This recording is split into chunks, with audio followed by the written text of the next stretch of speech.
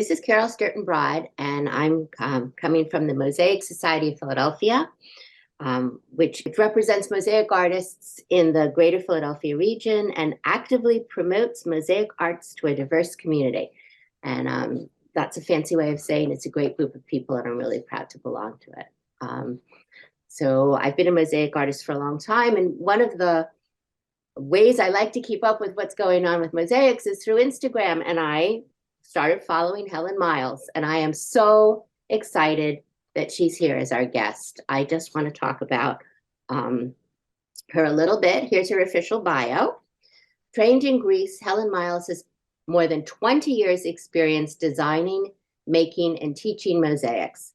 As a mosaic artist, Helen believes in the importance of understanding the fundamental principles of the ancient art and the joy and the creativity that can be found in pushing the medium in new directions. Helen's first book about mosaics, Ancient Techniques to Contemporary Art, will be published by White Owl Press in March 2023. She teaches mosaic classes from her studio in Edinburgh, Scotland, as well as residential courses in Greece. I am just thrilled that she's here with us today. And take it away, Helen. It's very exciting for me to be here, and I'm just going to dive straight in. So I'm going to start sharing my screen. Here we go. So today I'm going to be talking about the relevance of ancient mosaics to contemporary practice. And I think this is a subject which is neglected. So in my view, the more you look at ancient mosaics, the more you can learn from them. And there are connections, there are very clear connections between ancient mosaics and our contemporary practice. So it's whether it's about the spacing or whether it's about the design or about the placement of the tesserae. They're all kind of different aspects of ancient mosaics, which we're going to look at in the next 45 minutes. And how we are still using those, whether consciously or unconsciously, those techniques. And I want to sort of break them down so that you can understand how we are using them. And if you're not using them, whether you can consider them and kind of add them into your practice. So I'm just going to start by running through some slides, and they will seem random. And they are random in the sense that they don't have any ostensible connections between them. But each of them demonstrates some of these principles that I'm going to be talking about later in the talk. So as you can see, they're very diverse and very different artists, very different periods. But they all apply the principles that I want to explain. So first of all, I'm going to start with a little history, just because there might be some of you who don't know very much about the history of mosaics. And for those of you who do, this is just it's literally a crash course. So it's no more than 5 minutes, just giving you a little bit of background about mosaics. So the first known mosaics are these, which are little ceramic cones which are pressed into wet plaster, and they were found in Uruk in Mesopotamia, which is now Iraq. And they date from the 4th millennium BC, and they're very, very ancient. So this is the first known example of how little pieces were applied to a surface to create patterns, and in the sense of mosaic as we know it now. But even though there is this one example, which is very ancient, in fact, mosaic didn't kind of develop as an art form, as a consistent practice to embellish floors until around the 5th century BC. And so these are some of the very earliest mosaics, and they come from Pella, which is the palace of Philip II, who was Alexander the Great's father. And as you can see, when mosaics started, they only had pebbles at their disposal. So they had to grade the pebbles and sort them and color and into colors and sizes. But despite the fact that they had very limited materials, they could create incredibly refined and kind of delicate work. So you can see here on this kind of detail of the hunter, how they have used these kind of browny grey pebbles to indicate the ripples in the cloak, and also the musculature of the hunter. So I mean, just because they were limited in their materials didn't mean that they couldn't achieve quite a lot. And this is from the same palace, just a really, really beautiful. I think it's one of the most stunning mosaics I know. And there's only 4 colours really: the black dark background and the white of the flowers, and of course a little bit of grey detail and that red. So the pebble mosaics were when mosaic really got started, but the mosaic as we know it, the kind of use of tessellation, came a little bit later. And this came around the 3rd century BC, and there's some very famous examples in Delos in Greece. And what happened when they started tessellating mosaics, their materials, was, by that I mean that they were deliberately breaking them up using hammers to break them into pieces.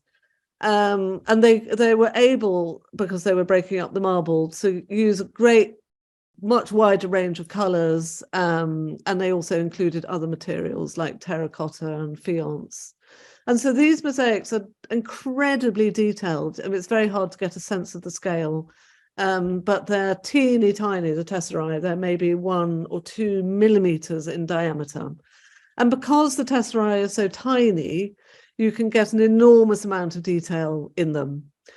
And we know from ancient texts, writings about paintings and about architecture, that these mosaics were actually made to imitate paintings. And you can see that that's what they do. I mean, the richness of the color and the kind of blending of if you look at the ducks, the breast of the ducks, and the fur on the kitten. I mean, it's just extraordinary how much detail they went into. But of course, because they were so fine, they were only accessible to a limited number of people, and they could only be used in small spaces. So this is a very famous example from Pompeii. And again, I mean, I would say that's probably about the size of my head. So it's very detailed, and you can see the enormous amount of character and personality in this kind of beautiful, beautiful piece. And these are other examples a little bit later, but still very fine. So this particular mosaic is a detail from a much larger, it's just a detail in a border. So it's a few inches high. So you can get an idea of how tiny the tesserae are. And I'm very fond of this particular mosaic. Again, it's a detail from a border, just to show you how much could be conveyed in such a tiny amount of space. And this is a famous, again, a detail from a larger piece. So although these pieces are exquisite and show how refined and sophisticated the use of mosaic was, they don't really exemplify what mosaic became as we know it under the Roman Empire. So this is the more kind of classic mosaic as we understand it now. So large spaces filled with tesserae. They're kind of carpet-like, often divided into compartments like this, segments or panels, with different designs going on in the different segments. And these mosaics, although this is vast, this is enormous. I don't even know the proportions. I've seen it in Tunisia, but I'm not very good at measurements. But even though they're huge, there's still an enormous amount of kind of refined detail within them. So there's a great variety in Roman mosaics, and obviously a variety in style, in subject matter, and also in the quality of the work. So these are particularly fine and beautiful examples. Yeah, so I just wanted to whiz you through them, just to have a sense of what's happening out there in the ancient world, in case you haven't been lucky enough to see them for yourself. And as I said, this is a whistle-stop tour of the history of mosaic, and so we're leaping forward. So obviously the Christian Church expanded from the time of Christ onwards, and they first started embellishing church floors with very similar mosaics to the ones we've just seen. So they used vernacular themes of kind of nature and wild and domestic animals originally. And then as the church expanded and as it became richer and more powerful, mosaics sort of moved away from the private and the personal and became ways of adorning and embellishing churches. And they sort of get, I mean, I sort of don't like this phase in mosaic history because they sort of get taken away by rich people, so and used to decorate churches. I mean, we're all familiar with these kind of scenes from Byzantine churches. Anyway, so that's it. I promised you it was a whistle stop, and it is. So now we're going to start looking at the principles of how these mosaics were made, how they were designed, how they were thought out, and how these principles influence us as contemporary mosaic makers. So we're going to start with the most important thing, which is the andamento, which is the visual flow or direction within a mosaic produced by the placement of collections or rows of tesserae.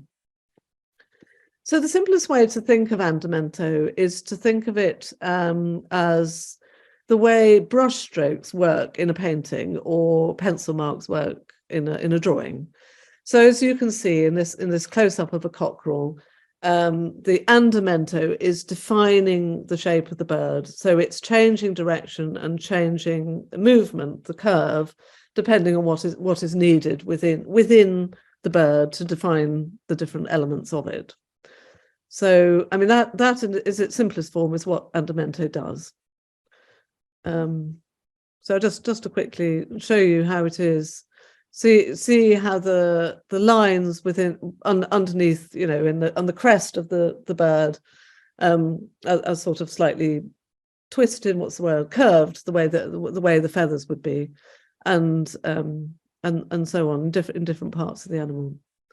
And here's another example which is very clear. So the tesserae run along the length of the body of the fish, except around the gill and the fins, where they define the shapes that underlie the design. And andamento, in this sense, is most important of all in faces. So with the placement of the rows of tesserae, you can define the character, the expression, the movement, and all kinds of things, the musculature that's going on under the surface of the skin. So this is a very beautiful mosaic from Tunisia, representation of spring, and you can see the way the lines flow and define the face. And I love this mosaic. This is a tiny little, because it's just so mad. It's Byzantine, so it dates, you know, from any time from the 5th century to the 14th century, and it's from the Benaki Museum in Athens. And I'm afraid I didn't take a picture of the plaque. But as you can see in this mosaic, there's no andamento at all. So without andamento, you lose artistry, and you lose the kind of refinement and the interest in the piece. I mean, of course, you have this kind of childlike image, and you can still see it's a face, but it doesn't kind of work as a work of art. So now comparing the kind of ancient andamento, we're fast forwarding to contemporary. So this piece is a very clear example. Again, you can see how the lines are running along the form of the animal and defining it and giving it shape and movement and definition. But I'm also really interested in how andamento can be used in different ways.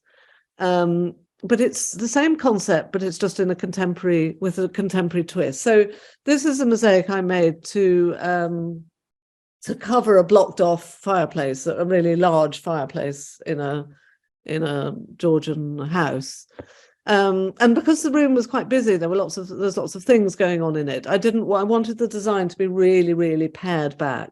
So you've got the kind of bold brown, darker brown lines, but the andamento in the background is where all the kind of movement and the liveliness and the kind of impression of fire and flickeriness and sort of action is happening. And I think that's what's so exciting about Andamento, is it gives you this other dimension to your work that you can add in to hint at. I mean, this isn't really hinting, this is quite clear, but you can also, there's another example here of a wedding mosaic I made.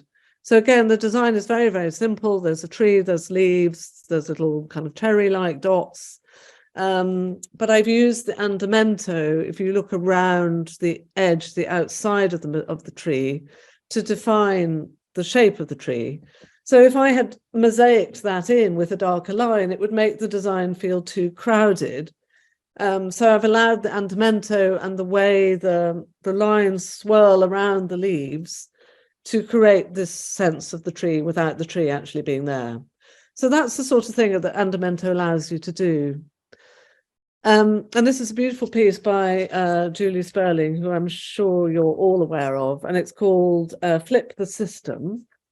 And this is just a really good example of how the lines, the andamento, the flow, can actually create the concept, can express the idea that Julie is trying to convey in her piece. So if I could just read a little explanation by Julie. The mosaic is about positive feedback loops and how climate action can build to reach a critical mass. So that now we're going into Julie's quote. Flip the System is my mosaic version of self-reinforcing feedback loops. The lines at the center are regular and relatively controlled, but their variations get amplified as you move outwards. They are laden with the potential for change, and there is a certain latent energy inherent within them. So that's just a really good example of how the lines themselves are saying things. And here's a kind of close-up. I mean, of course, as contemporary mosaic artists, we have a great deal more options to play with. We're not confined in our materials and our sizing, because the Romans tended, of course, to use fairly consistent size and materials and spacing. But we have a great deal more expressiveness, but it's the same idea.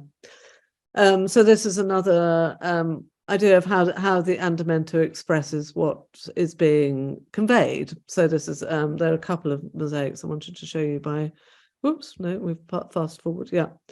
So by Rachel Sager, and she did a series called Terra Incognita, which are about based on maps.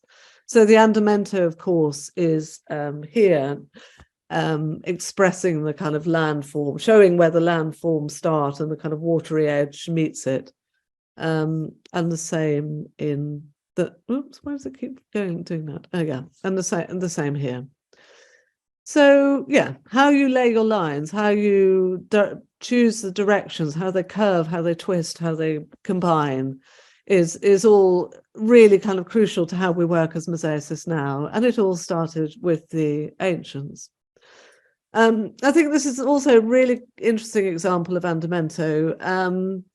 So what is interesting about it is the way that andamento is used to kind of divide the mosaic. So it's obviously a single mosaic, a single panel, but it's divided into these sections, two clear sections.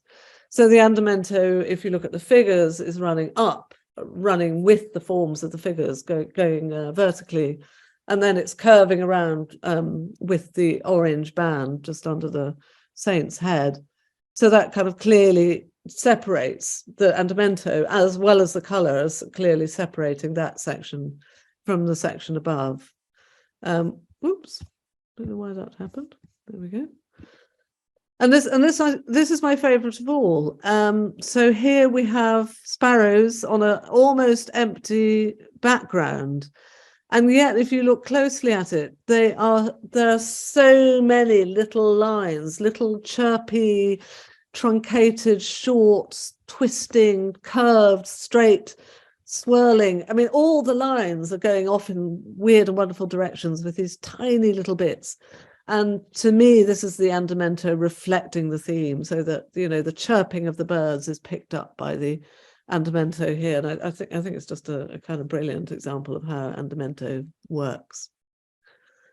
So now I want to look at the sort of more technical side, just very briefly, of line building. So stoppiamento is the technical term for the splitting of the line. And we use this technique when we're building up a line in order, in kind of Roman mosaics, it would be to fill a space that's getting wider. And of course, it can work the other way around to narrow a space. So instead of the pieces suddenly getting larger and therefore creating a sort of jolting sensation to the eye, the piece, the line splits where the red tesserae is into two. So you can see it very clearly in Roman mosaics. And the more you look at Roman mosaics, you see they're doing it all the time. So I obviously put circles around the examples, and there are more examples in this tiny little segment. And then this is a lovely, beautiful example. And I think I just want to leave it for you to look at a little bit to see if you can see where the stoppiamento is happening. There's one very clear one here and here and here, and I mean they're all over actually here. So this is the leg, the thigh actually of a man standing. And stoppiamento is something that we use all the time in contemporary mosaic. And I love this particular example just because it's so clear what's happening. And it creates this kind of fluidity, this kind of harmony within the mosaic, where the lines kind of split and meet and split again. And here's another example by Julie. I think her work is just so sort of clearly readable. And again, I'd like you just to look quite closely at that and to see where it's happening. So this is clearly a very direct borrowing from the ancients, and something that we use all the time. So now we're just going to look at the opuses or opera, which are the ways of setting the background in traditional mosaics and in contemporary mosaics. So this is the kind of classical sense of the classical opus, the very familiar one. So you have the main design. In this case, it's a bull, and we're in Dion in Greece. This image comes from. So you can see the face of the bull and the front leg, and then around it you've got an outline in the color, in the background color, in the white, going all around the edge of the bull, and then the rest of the background is filled in with these straight lines, these straight horizontal lines, and that's opus tessellatum. So here's a close-up, and this is very kind of rough work, but it gives you an idea. So all the tesserae they're not offset terribly well in this example. But what's good about this example is it shows you that there are no straight lines, and that's what we aim to achieve both in contemporary and in ancient work. So the tesserae are offset against each other, running horizontally, more or less the sizes of the tesserae are fairly consistent. And also there are no straight lines running vertically either. So if you look at contemporary artists, I think this is a nice example. If you look at the bottom left-hand sort of section, you can see very clearly that the same principle is being applied. So this is opus tessellatum in contemporary work, and I'm sure many of you use it all the time. So it basically means that the straight lines and the offsetting that we're all very familiar with. So this is something I made a while ago, and it's, again, you can see the offsetting is applied throughout. So yeah. So, and the offsetting is what we do in order to avoid, you don't want to have straight lines running either horizontally or vertically. So you offset them by pushing them along like a brick wall, and also slightly twisting them so that you don't have lines running through it. So this, going back to this this image, so this is a different kind of opus called opus vermiculatum, and it basically means, I think technically it means a wriggly worm or something, and it's the use of these tiny tesserae to create painterly-like effects. And you see it, as I showed you at the beginning, in the Hellenistic style mosaics. And you see it not very often in contemporary mosaic, but I think if most of you will know Michael Kruzic, he does extraordinary mosaic, but using the opus vermiculatum style.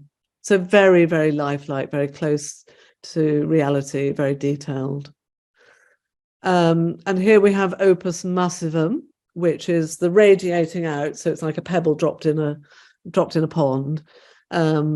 So and this is an opus which creates a sense of space, of movement, of liveliness. And here's a contemporary example, which I just think is brilliant. I just love it. Opus circumactum, which is these repeat fan shapes. This is from the Grand Palace Mosaic Museum in Istanbul. And here it is used in a contemporary context.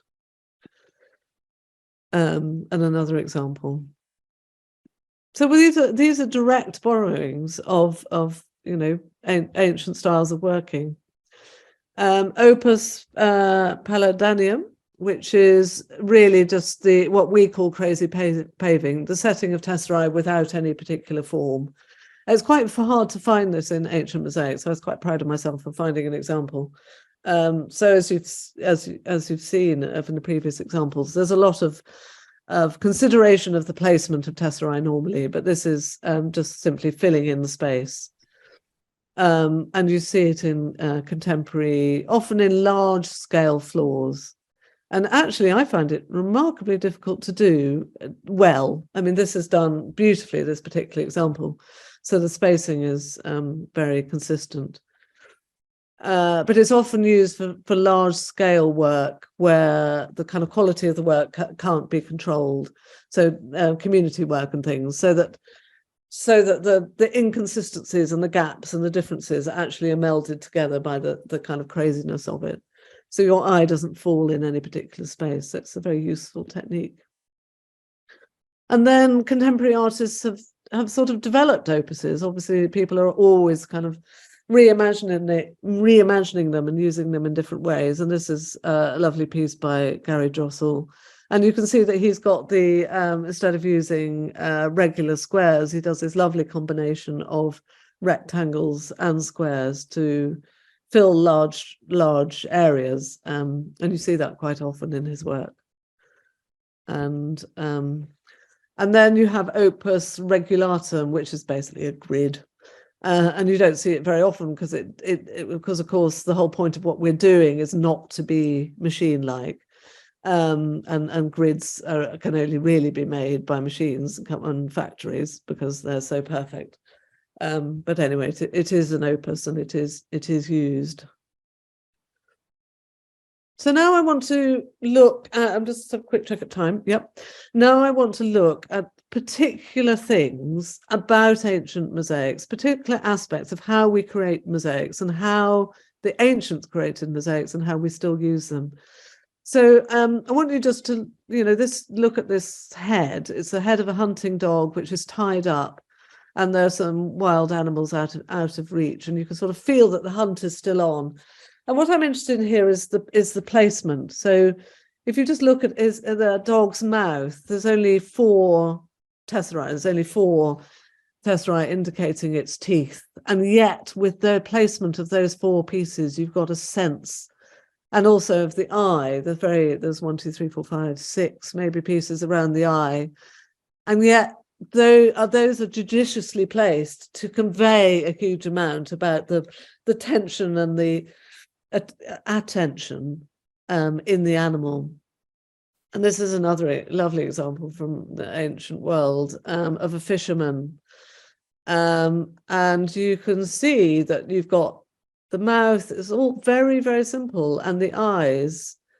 And yet, because of the care that they've been placed, you can feel the full attentiveness that the man is really focused on what he's doing just by this kind of very simple placement. I mean, if you look at the eyes, they're not crude, but they're simple. I keep using that word, but very, very effective in what they're trying to do. So you see it everywhere. I mean, this is an example of a very sophisticated and complex mosaic. But even within the detail within the mosaic, something like this, the more closely you look, the more you see the kind of care and attention that's been put to the particular placement of particular mosaic of tesserae. So I like his little necklace and those kind of gleaming bits around his neck, which just adds so much and yet are so subtle.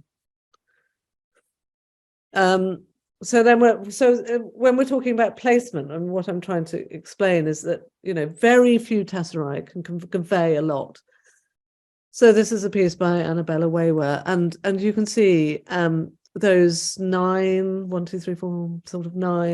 little wayward pieces drifting off into the black expanse. And without those, this mosaic wouldn't work. I mean, they convey the fact that however much we try to contain ourselves, we can't. We break free. We cannot restrain whatever it is that's within us. Well, that's my interpretation, and I love that. So it's the placement is very important. And again, this I think you'll mostly be aware of Luca Barberini in Ravenna. And he is very famous for these little figures. And, there's just 5 tesserae in the face there.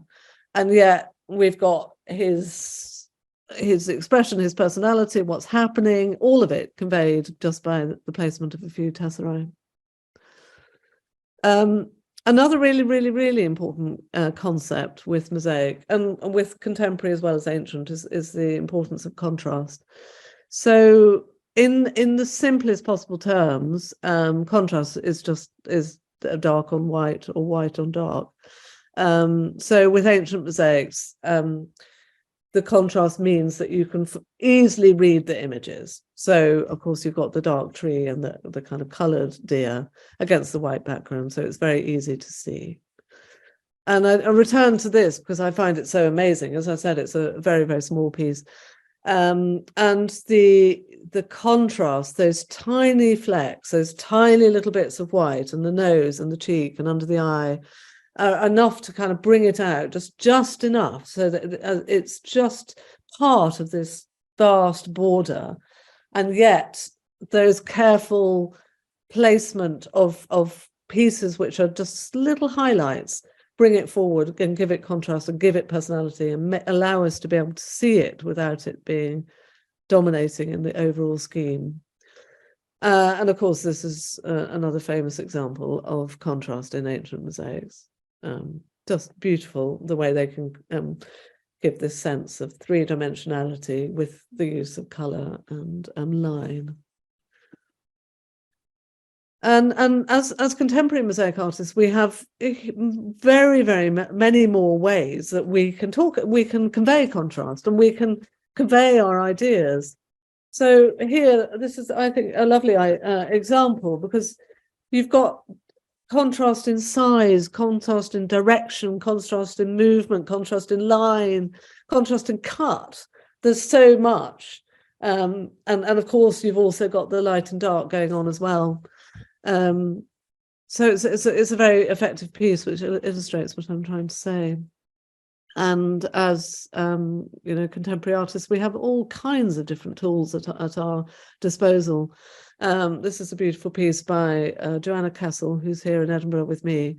And so obviously you've got the tessellated side on the right with these slightly wonky tessera, and then the very smooth surface on the left, which creates a kind of balance and a kind of enhancement and a contrast to the tesserae.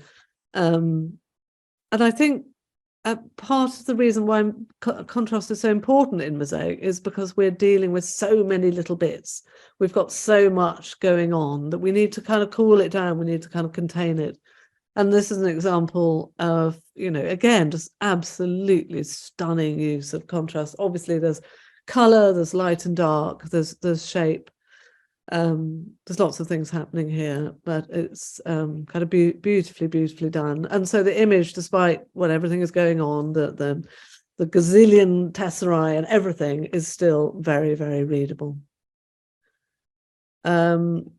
So the other concept, I think this is my this is my last thing I wanted to talk to you about, is spacing. So it's kind of, it is very connected to what we've already been talking about. So as a mosaicist, you almost have, duty is a strong word, but you kind of have an obligation for the viewer to be able to see what you're trying to do, what you're trying to convey. And the ancients were very, very good at doing this by leaving space around the elements so that the mosaic can breathe. It can, each individual part is clearly readable. So you can have these both examples, they're huge. This is just a detail from an enormous, again, covering a palace floor. And obviously you've got millions of tesserae and you've got tons going on, but yet it is clearly understandable, and you can get lost in one particular part and just focus on that before you move on to the next. You're not troubled by the fact that so much is happening. And again, this is another example. It's crowded, it's full, it's busy, but you can read it, you can understand it, you can appreciate it as an image. And often the Romans did this by dividing the mosaics up, as I said, dividing them into panels. This is just a particularly beautiful example of artichokes. So they use very elaborate patterns. But even the kind of patterning doesn't distract from that artichoke. That artichoke is clearly there and clearly defined. Oh, I just put this in because although the ancients were really good at spacing, sometimes they got it wrong. So the deer's legs at the front are just kind of slightly encroaching on the border. So I just wanted to show you that not all ancient mosaics are perfect. But this idea of spacing and thinking about spacing and allowing the elements within the mosaic to work is also relevant to contemporary mosaic. So we have a tube station in London, which was decorated by Edoardo Palozzi. And so he's, used these quite, they're very colourful, they're intricate, they're interesting. All kinds of elements and things are going on, but then he's laid them against this very regular, calm background, so that the actual mosaicness can be read and understood and appreciated. And this is how it kind of works on a granular level, on a close-up level. So this is a detail of a much larger work, and it's about the bases. It's about these manufacturer's stamps that you find on the bottom of plates. And of course, if you put them up next to each other, it would be too busy, it would be too fussy. And so just by leaving a little space, you have time to breathe and think and see. And I think this is probably the best example of all, because contemporary mosaics don't just have the space around the tesserae, which is also tessellated, but they also have the actual space. So Julia Sperling here in her mosaic about walking around Ottawa has these lovely negative spaces around the tesserae, which is not dissimilar to those ancient mosaics I've just shown you, so you can clearly see and appreciate the lines, just like you can on ancient mosaics. And here's another example. So very little, in a sense, is going on. So you've only got a few figures, I think it's 9 or 10 figures, and yet this is really about andamento as well as about space. So the figures are separated from each other, but the andamento and the spacing, and the fact that the spacing allows the andamento to move, you've got this sense of movement and energy and life and kind of tension again, and kind of breaking out. And that's because the elements are divided so that you can appreciate them separately. And I think this is particular to mosaic. And I've thrown this in just to kind of challenge myself and challenge you. So this, I don't know if any of you know this particular, is a team of artists, 3 of them, who work under this title, CACO3, based in Ravenna. And again, we've got, and I think this is the same thing going on. You've got these very compressed tesserae, and against these much more open ones. So even in this deeply contemporary piece, where all you seem to do is you're looking at a sea of tesserae, there's actually consideration has gone into it, so that you can appreciate the kind of flow. And if it was all compressed, it would not be the same piece. It would not be so interesting and so lively. So there we are. We're just winding up. I hope that gives you an idea of why ancient mosaics are important. I'm just finishing with this because I just love it.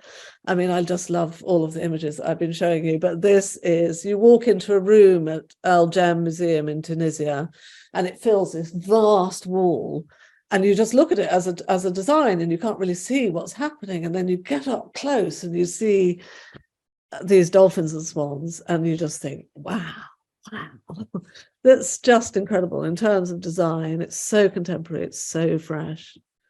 And then there's this just lovely as well. The more you look at them, the more you see how extraordinary they are. Just a little basket of dates sitting on a surface, and it's as fresh and as gorgeous as the day it was made, and it just is wonderful. Anyway, that's it on ancient mosaics and why you need to look at them. Wow, Helen, that was brilliant. Good. And I mean, really just brilliant. And those, those images were beautiful. So thank you so much. And I have a question to start us off, and I'm hoping others might have questions. And I'm wondering if you can speak a little bit about, like you talked about those very ancient mosaics. Yeah. And then, you moved kind of quickly into the more kind of into the thread that pulls it through to the modern, the thread of that fondamento.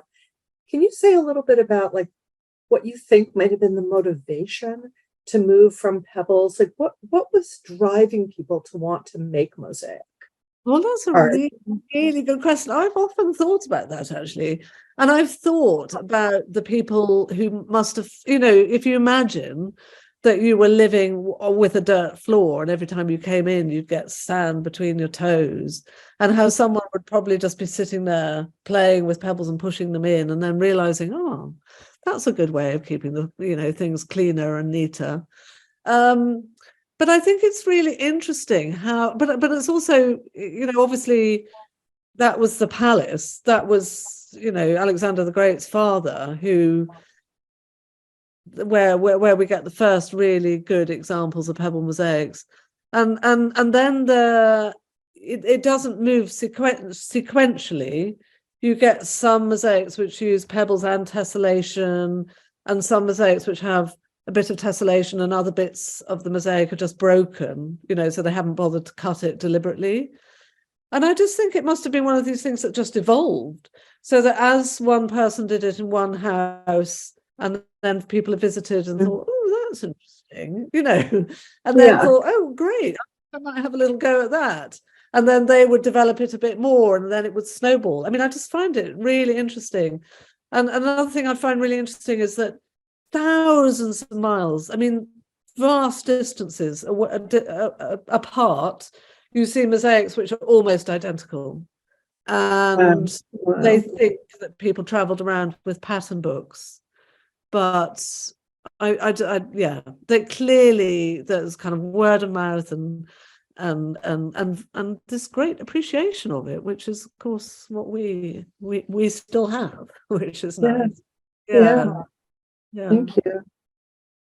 We have time for other questions.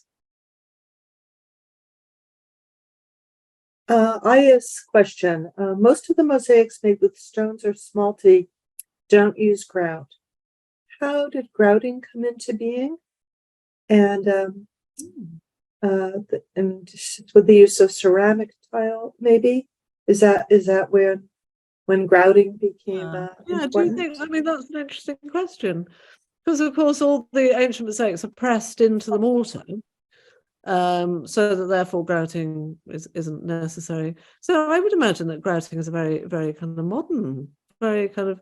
So with the history of mosaic, you've got the Byzantine mosaics, which are still pressed into mortar, and then there was this sort of period when mosaic wasn't really used so much, and then in the 19th century it was developed again, and people. I can't remember his name, Salvini or whoever he was, who went to Venice or came from Venice and developed this form of working in reverse, which we now use. And once you're working in reverse, he developed the paper method apparently. So therefore, you'd have to grout it. So I suppose they just were trying to work out ways of making mosaics in a practical sense. So of course the Romans and the Byzantines had this vast workforce, so they could make them in situ. Apparently the mosaics at San Vitale in Ravenna took 25 years to make. I mean, just imagine. And there must have been kind of hundreds of people involved. So I would say that, I mean, I'm just talking off the top of my head, but I'd imagine it evolved as part of the thought process of how can we make mosaics in studios and transpose them and yet not have the gaps. So I'd imagine it's probably started in the 19th century with the revival of mosaic, but don't quote me on that because I just made it up. Mm-hmm. Yeah, these very pragmatic kind of origins, right? Yeah, because that's what we're all doing all the time. I mean, it's amazing how much. It doesn't matter how long you're making mosaics, you're still thinking, well, how could I do this better? And how would that work? Right. Yeah. Yeah, a lot of people commenting on what a wonderful presentation. Oh, good. Oh, thank you. Yeah. I didn't know if you wanted to talk at all about your book. Yeah, sure. Yeah. So the book is called, as someone quoted it at the beginning rather nicely, and I always forget. But basically, Mosaics, Ancient Techniques to Contemporary Art, I think. So I was approached by the publisher, and they wanted a book, a project book, and I kind of had an idea of something for ages I've been wanting to write about the art of mosaic, because I feel mosaic is really neglected as an art. It's sort of sidelined as a craft, and yet it's clearly an art. And I don't, I wanted to reverse this, but I had to write a project book. So I've written a project book, but then I've managed to slip in, not anything really about the art, but I've managed to slip in quite a bit about the ancient rules and techniques and how they're relevant to us. So if you do buy a book, you think you're getting a project book, but you've also got me kind of trying to get you to see how important these ancient things are. So that's what the book is. But also I'm very aware that there are lots of books written about mosaic, and I didn't want to write the same book as everybody else, especially the projects. So all of the projects are different techniques from ones which are covered in other books, mostly. Not quite available yet, but you can pre-order on Amazon. I think it's coming out. Yes, you can pre-order on Amazon, and it's coming out, I think, in July in America. I think even sooner, maybe even in May. Good. Yeah. Brilliant. Okay, great. So let's see, a lot of questions coming in, so it's percolating. People are starting to percolate. For someone new to learning Andamento, do you have workshops coming up? Anything available? Well, I teach in I do the workshop in Greece, but I think there's only one place left or whatever. So I do that annually. So I do that every year, and then I'm doing an ancient mosaic double a weekend here in Edinburgh in June. So yes, great.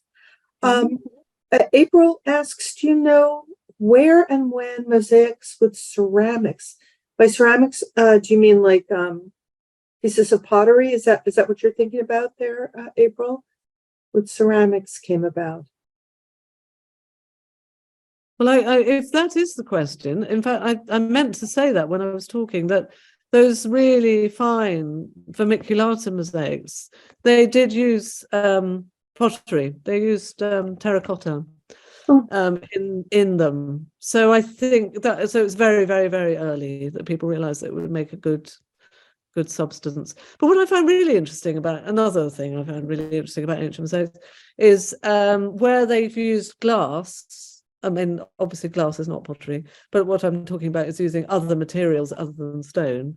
Is that often you can have these very, very lovely mosaics. Everything is intact, but the glass has come away. So I don't know what would happen. I mean, terracotta is obviously a bit softer than stone. Ceramic is a bit softer than stone. So maybe they didn't use it quite so much, except in detailed work, because it would not work if it's being worn a heavy use, I'd imagine. Claire asks, speaking of beauty, right? Claire asks, your work is so clean and clear. How do you achieve that? Well, I don't know. I really wish it wasn't. That's the awful thing. It's like this compulsion. I'm the most unclean and clear person in the world. And I think maybe it's just because I've got, I don't know. So maybe I'm just trying to escape myself.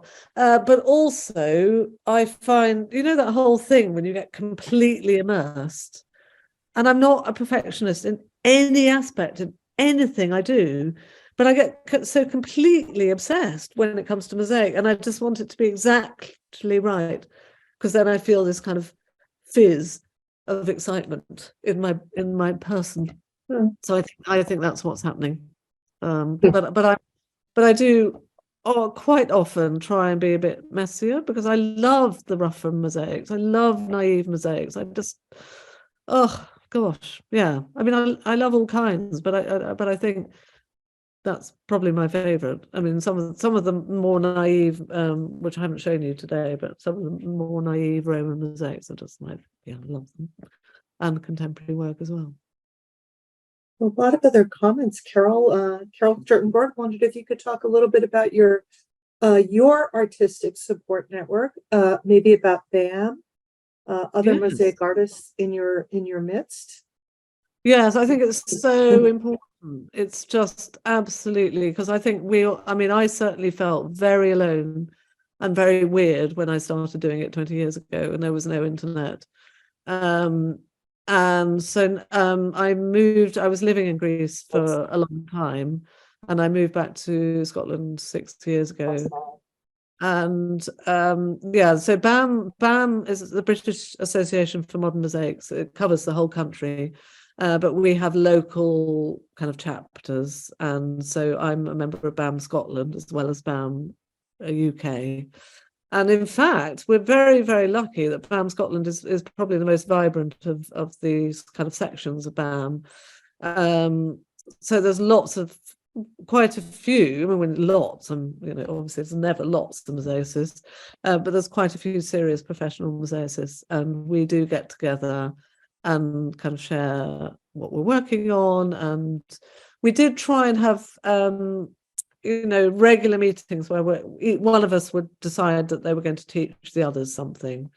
So yeah, we had different sort of meetings on different things, and that sort of petered out. And I think it's partly because of COVID.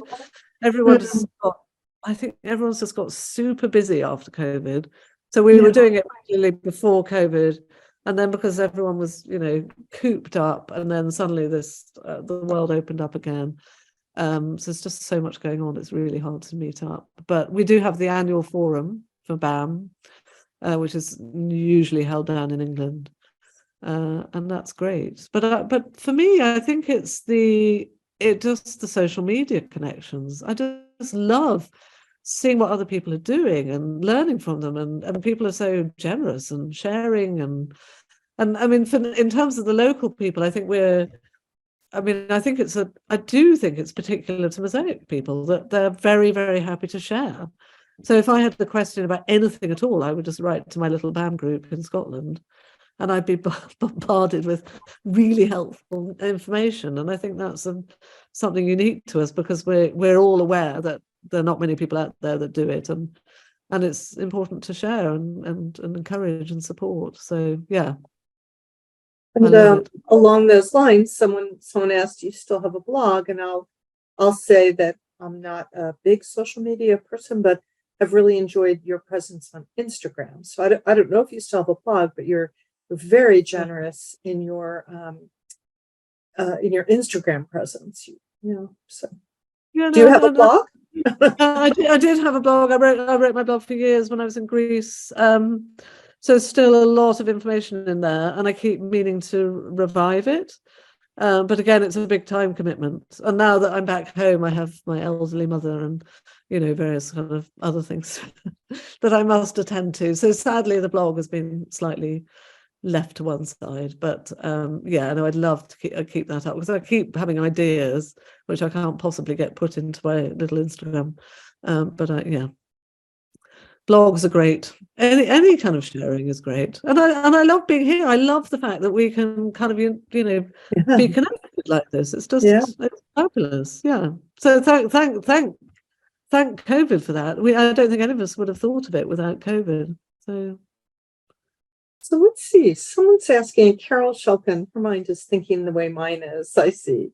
Why do you think ancient Mosaic was so important during those times? Do you have any insight into that period? I think it's to do with the expansion of the Roman Empire and the kind of the wealth that came with it. I mean, if you think particularly about the mosaics in northern Africa, the Tunisian, Libyan, Algerian, that area of the Roman Empire was the breadbasket, and the olive oil basket of the Roman Empire. There's enormous amount of trade, so it was just to do with money, I think. So that's why it's so interesting seeing the different styles and the kind of quality of work. These incredibly fine villas with, mosaic floors in each of the rooms. And then you also have these very rough and ready, badly made, but clearly loved and considered important mosaic. But it was like anything, I suppose. It was a fashion and it was a status symbol. And if you could afford to have a mosaic, then you were something. And I love that about mosaics as well, that you can clearly see that there was a bit of kind of one-upmanship going on, and people kind of inserting their personalities and their own families and their own histories into the mosaics, which is great. And they weren't just kind of copying. I mean, there were, as I said, there was a lot of similarity, but there's a lot of individual personality as well, which is really great. Yeah.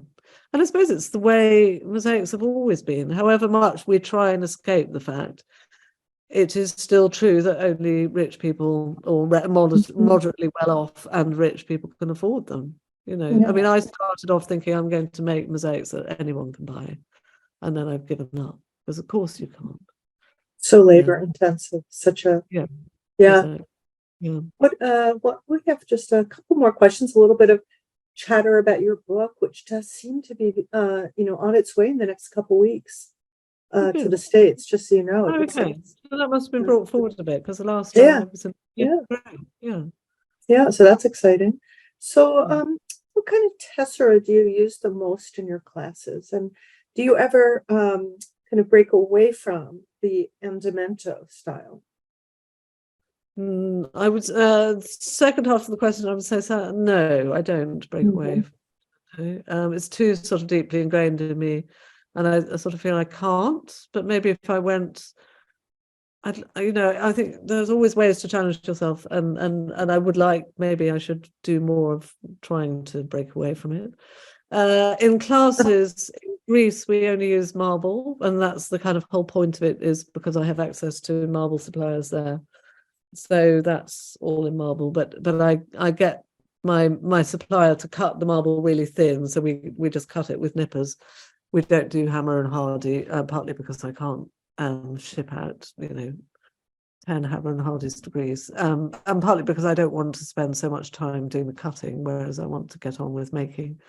And then here in Scotland, I use glass and Winckelmann's unglazed porcelain.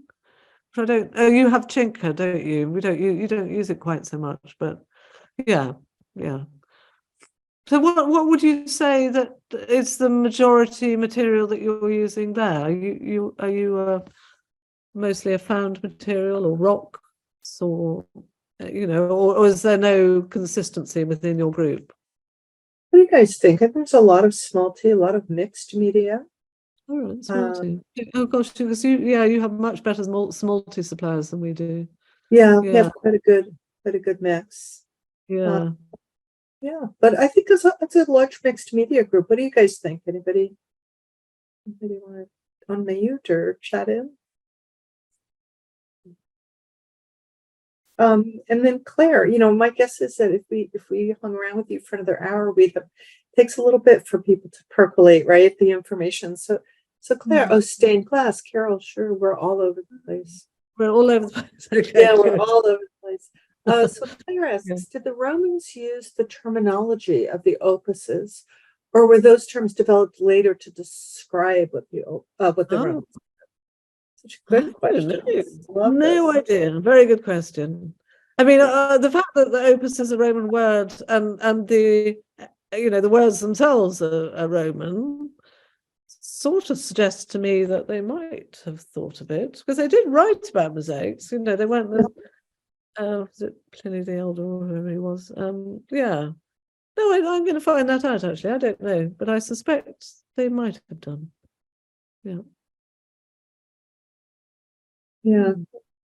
Funny, I'm hearing, and it's kind of cool that I share with this group this similar desire to kind of know, like, what was the day in day out life like? What was it like that things took 25 years to build, but people on average probably lived 35, 40 years, right? Like, how Well, did that work? exactly. And Yeah, no, really, really good point. yeah, But it is. but one of my sort of passions about Roman mosaics is I think they're just overlooked, both as a sociological. They're almost manuscript. I mean, there's so much that you can learn about the way people lived, and of course, archaeologists have spent a huge amount of time looking at them and examining them, but not really so much from the art point of view. I mean, there's a lot of stuff about frescoes, a lot of stuff about pots, but I just think, why are people not looking at the mosaics? I find it extraordinary. And I wrote a blog in which I got kind of overexcited because there was a big debate a couple of years. It was before COVID, actually. I mean, it's been a debate that's been going on for years and years and years about the pigmentation that was used on ancient statues. Because, of course, Mhm. all ancient statues were painted. Oh, And they were, in the 19th century, 18th and 19th century, when they were mostly found, people didn't want that kind of flaky pigment. And so they washed them down and they're now white. And so archaeologists are trying to work out what colour they used to be. And I can say, well, hello, just have a look at the mosaics. Of course, there were all kinds of skin colours and different ways that they depicted people, and I just find it odd that they're just not included in the conversation. So anyway, yeah. that's my particular beef. Yeah. Well, thank you. Because of your particular beef, we got to really hear a lot and get such a rich discussion. And it's going to be exciting to read your book, but it was Yeah. super cool to have it's like a celebrity among us, the Thank you book so author much. comes and talks to us. Very cool. Thank you, Carol Sturton Broad, Yeah. for reaching out to Helen and to your point, Helen, for like really leveraging this amazing technology that we have, that somebody all the way across the world gets to come and join us here in Philadelphia. So I Yeah, feel no, very I think it's lucky. great. Yeah, no, I feel very lucky too. Opens So a lot of doors. So.